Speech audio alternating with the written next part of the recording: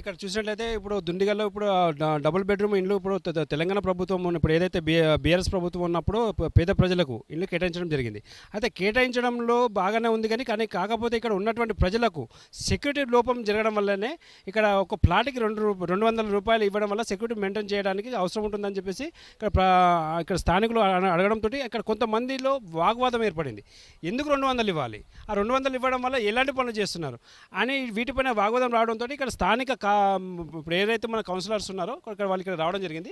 అయితే ఇలాంటి వాగ్వాదాలు జరగకుండా ఉండడానికి ముందు ఎలాంటి ప్రణాళికలను ముందుకు తీసుకెళ్తున్నారో వాళ్ళ మాటలను అడిగి తెలుసుకుందాం.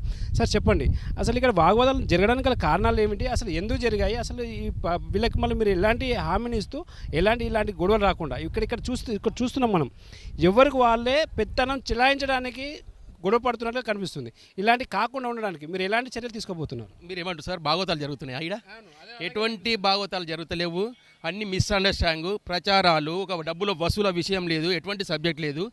ఈరోజు ముఖ్యంగా అదొకటి మెసేజింగ్తోని ఎవరో వసూలు చేస్తారు, అది చేస్తారు ఇది చేస్తారు అని మిస్అండర్స్టాండింగ్తో ఒకరికొకరు లోన గ్రూపులుగా డివైడ్ అయ్యి ఈరోజు సమావేశం ఏర్పడారు. దానికి మమ్మల్ని ఆహ్వానం మేరకు మేము వచ్చినాం.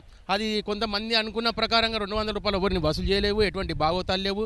మేము కూడా మన నలుగురం దుందిగల్ కౌన్సిలర్ రంగిన హెల్ప్ఫుల్గా శాయశక్తుల దీనికి సపోర్ట్ ఇంకా ఎలివేల అది శానిటేషన్స్ కానీ, సెక్యూరిటీ కానీ, విద్యుత్ కానీ, ఎస్పీ ప్రతి దాంట్లో కూడా మేము కోఆపరేషన్గానే ఉన్నాము. అవి కొన్ని మిస్అండర్స్టాండింగ్తో అనుకుంటున్నాం. అంటే వాటి భాగవతాలు ఏం లేవు సార్. ప్రజలు మిస్అండర్స్టాండింగ్, ఇది బెనిఫిషియరీస్ కూడా కొందరికి అవగాహన లేక, కొందరికి తెలియక పుకార్లు తొందరగా పుడతాయి, మంచి తొందరగా చేరుకోలేదు, నిజంకి లేట్ అవుతుంది, అట్లా ఇదైన తప్పితే అటువంటి భాగవతాలు ఏమి జరుగుతలేవు ఇక్కడ. అంతా మేమైతే హెల్ప్ఫుల్గా మంచి సేవా కార్యక్రమంతో ఉన్నాం మేము నలుగురు. వీళ్ళకి ఎలాంటి హామీని ఇస్తున్నారు, ఇప్పుడు ఏ విధంగా వీళ్ళకు సపోర్ట్ చేస్తూ ముందు వీళ్ళకు మేము ఎలాంటి అండ ఇప్పుడు ఏంటంటే మేము ఉన్నామని చెప్పడం జరిగింది. అంటే 4 ప్రాంతాలు తగ్గే వ్యక్తులు వచ్చారు ఇక్కడికి. అంటే దుండిగల్ పబ్లికే కాకుండా సికింద్రాబాద్ కావచ్చు, ఇక్కడ సనత్నగర్ కూడా కావచ్చు, కుక్కడపల్లి, కుత్బుల్లాపూర్ కాన్స్టిట్యూన్సీ నుంచి. మరి వీళ్ళకు ఏంటంటే ఇక్కడ 4 రకాల ప్రాంతాల నుంచి వచ్చిన పబ్లిక్కి ఇక్కడ వీళ్ళకి చిన్న గొడవలు ఇష్యూస్ కనిపిస్తున్నాయి మనకు స్పష్టంగా. ఒకరు మేము మాట్లాడతామని చెప్పేసి మైకులు కూడా లాక్కోవడం జరిగింది అక్కడ. ఇలాంటి జరగకుండా ఇంకా ఫ్యూచర్ ఇలాంటివి జరగకుండా వాళ్ళకు సెక్యూరిటీ బందోబస్తు కావచ్చు, నీళ్లు కావచ్చు, కరెంటు కావచ్చు, వీటిపైన ఎలాంటి చర్య తీసుకుంటున్నారు, వీళ్ళకి ఎలాంటి హెల్ప్ చేస్తారని అనుకోవచ్చు. కొందరికి సమాచారం లేక తొందరపాటు కార్యక్రమాలు కానీ అటువంటిది ఏం లేదు. ఇంతకుముందు మాకు 2 నెలల క్రితం ఇంతకుముందు లాస్ట్ ఇయర్ ఎండింగ్లో ఎలక్షన్ల ముందరగా బెనిఫిషియర్స్ అందరికీ అది అలాట్మెంట్ చేయడం జరిగింది, కీస్ ఇవ్వడం జరిగింది. బెనిఫిషియర్స్ అందరికీ పొజిషన్ కూడా ఇచ్చేసేసినాం మొన్న రీసెంట్గా. ఇచ్చినప్పటి నుండి కొన్ని సమస్యలు ఉన్నాయి లాస్ట్కి. ఇప్పటికీ విద్యుత్ సమస్య కానీ, శానిటేషన్ సిబ్బంది కానీ, ఇతర జనరేషన్ పవర్ విషయంలో కానీ కొన్ని సమస్యలు ఉన్నాయి, ఇబ్బందులు ఉన్నాయి.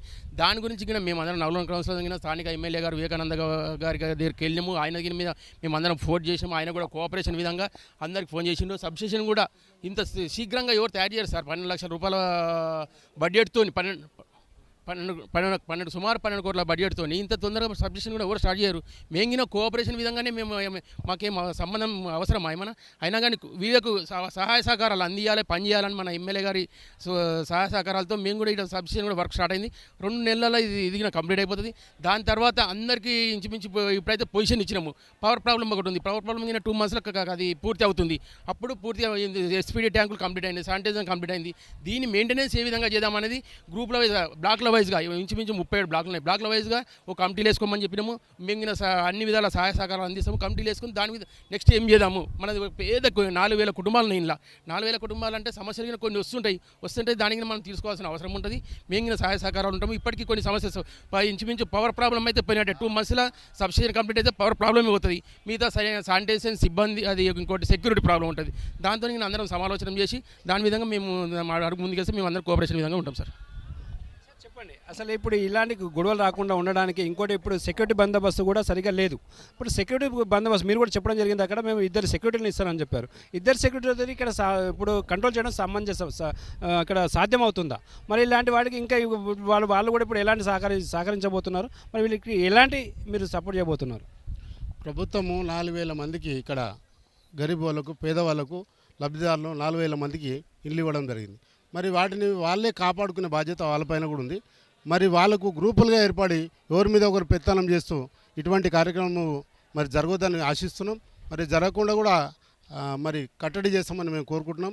అంతేకాకుండా మరి వారికి తోడ్పాటుగా ఒక నెల వరకు బ్లాక్ వైజ్గా కమిటీలు వేసుకొని మరి ఇక్కడ ఉన్న పారిశుభ్రత కానీ మరి సెక్యూరిటీ ప్రాబ్లం కానీ వాళ్ళకుండే వసతుల గురించి వాళ్ళు ఎక్కడైతే ఏ బ్లాక్లో ఆ బ్లాక్లో చర్చ చేసుకొని మరి ఏ విధంగా ముందరికెళ్తే మనకు సమస్యలు సాల్వ్ అవుతాయి అని వాళ్ళు చర్చించుకొని మమ్మల్ని పిలుచుకొని మా సహాయ సహకారాలు తీసుకోవాలని కోరుతున్నాం.